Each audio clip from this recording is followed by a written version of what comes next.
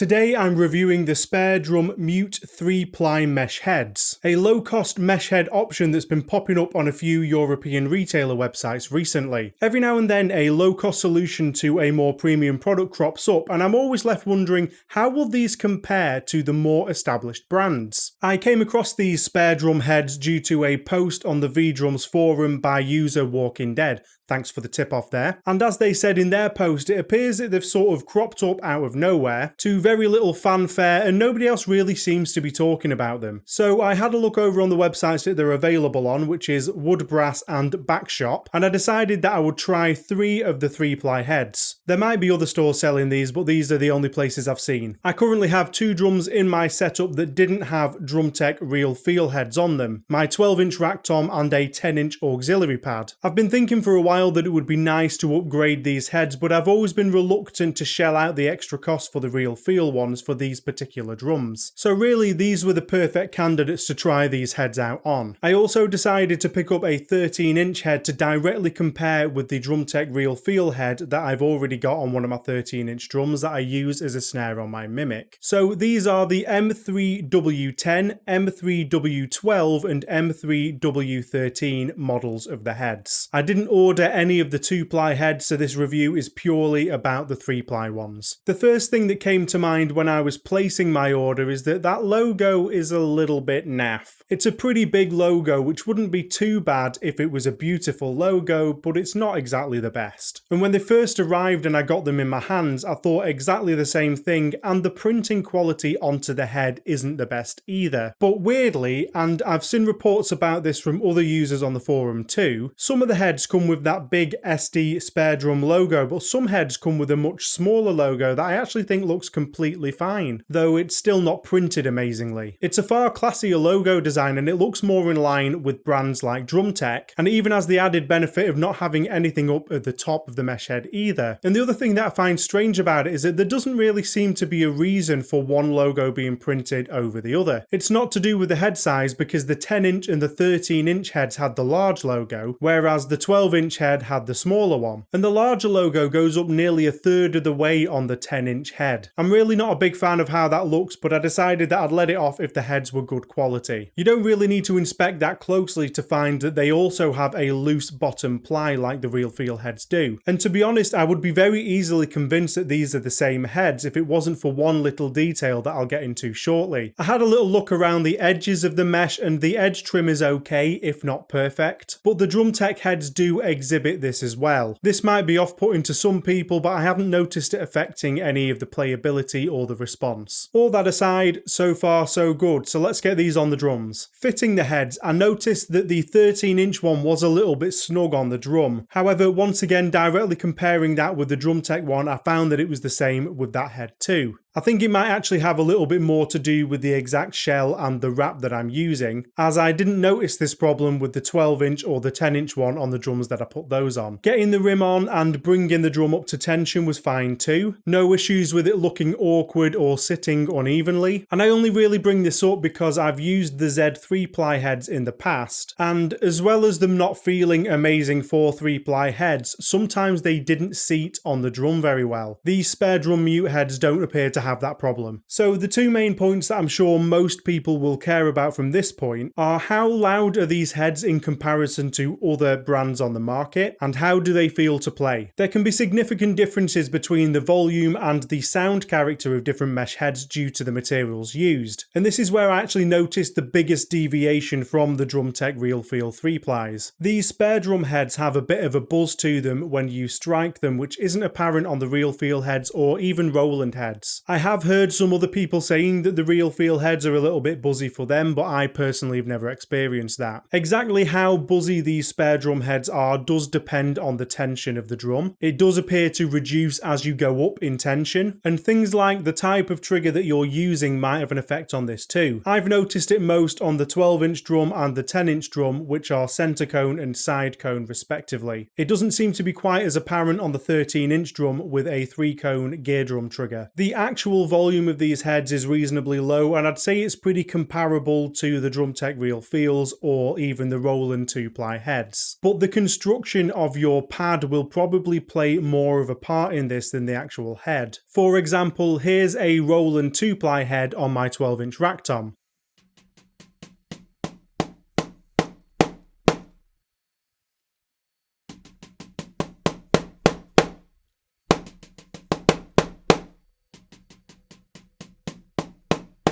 It actually sounds quite deep and thuddy, which isn't a sound character that I would normally associate with a Roland head on their own pads. And then here's the SpareDrum 3-ply head on the same drum.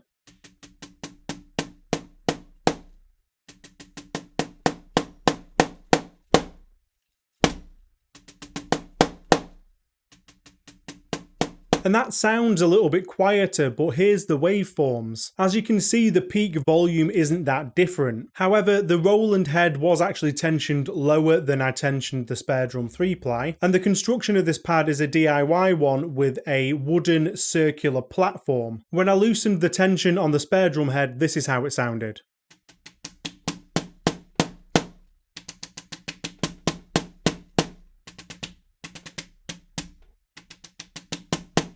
It's a lot buzzier, it's not quite as thuddy as the Roland, but the peak volume on the waveform remains roundabouts the same. To compare more thoroughly, I've got another 13-inch drum with a drone trigger installed. This is a side trigger with some additional foam cones for dampening. When testing these, I've tried to keep my microphone spaced equally between the two, and I brought both of the heads up to very similar tensions. Since the design of both triggers has a lot of space around them for air to move out of, and they've both got 1-ply heads on the bottom, they're pretty closely matched to each other, and as you'll hear, there's really not much in it at all.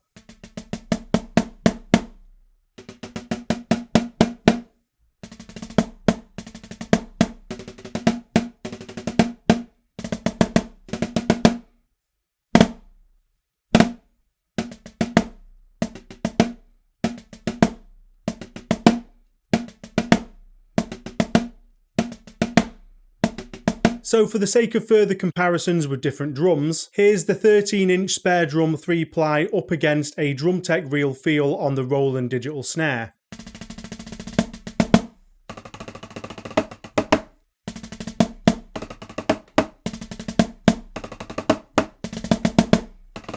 And for another comparison, here's a 14-inch Alesis strike pad with a drum-tec Real Feel head on it.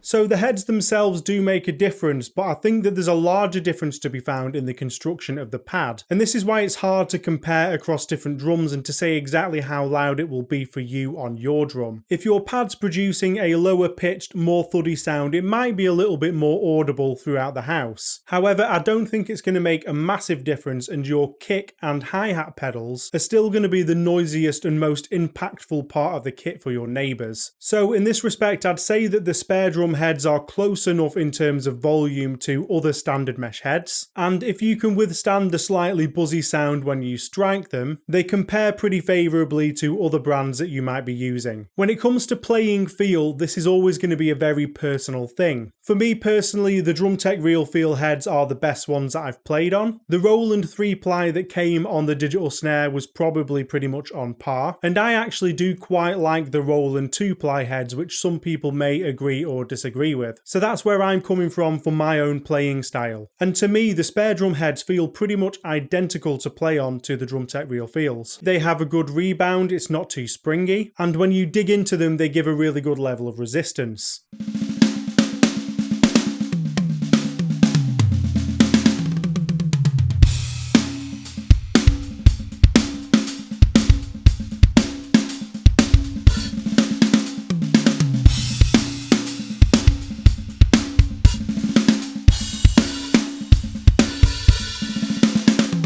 So along with the real feel heads, I think these are probably the closest to Mylar that you can get while keeping the volume down. The only other head that I've tried that's closer to an acoustic head is the drum-tec Pro mesh head. That's a really thick one-ply mesh head, but they're a lot louder than pretty much any other mesh that you would use. So for all intents and purposes, the SpareDrum heads feel great for me. I was going to do a dive into the trigger performance of these heads, but I genuinely couldn't tell the difference between the triggering on these and the real feels. Compared to the Roland head on my 12-inch tom, I had to up the sensitivity a little bit on the SpareDrum head. This is likely because there's an extra ply in there, so the head is thicker, and of course my Roland head was tensioned a little bit looser, which will change the trigger response too. But it was a pretty small change, and the lightest hits are still detected just as well as they were with the Roland head.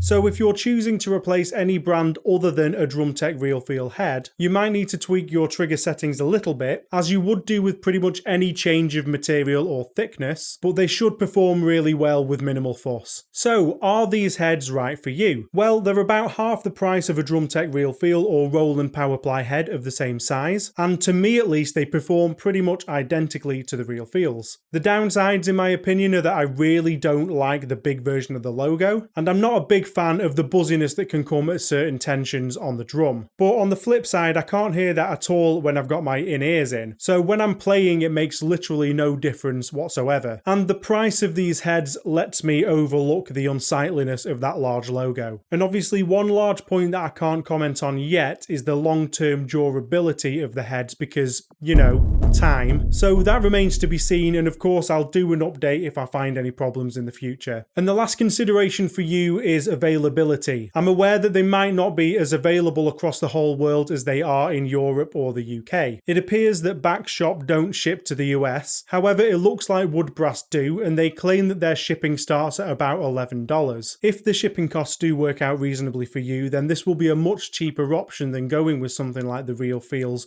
or the Roland PowerPlys. There could be import duty or taxes depending on what country you're in, but I would imagine that would be the same with any retailer outside of your country. Those little bits aside, these are entirely worth the money in my opinion. These are the best low-cost mesh heads that I've ever tried, and they're on par with brands that are twice the price. So yeah, a big recommendation from me for the SpareDrum Mute 3-ply heads. So let me know what you think about these heads. Do they look good to you for the price? Can you look past the dreaded logo?